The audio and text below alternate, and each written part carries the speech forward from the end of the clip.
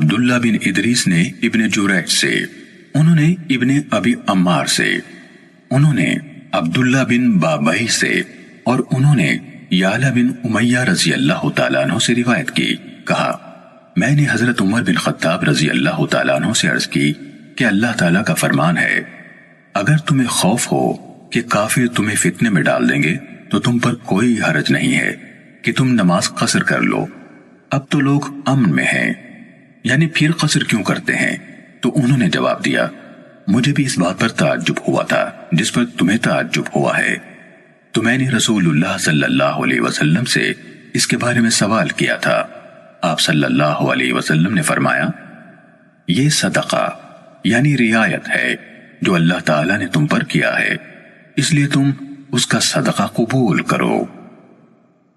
صحیح مسلم حدیث نمبر 1500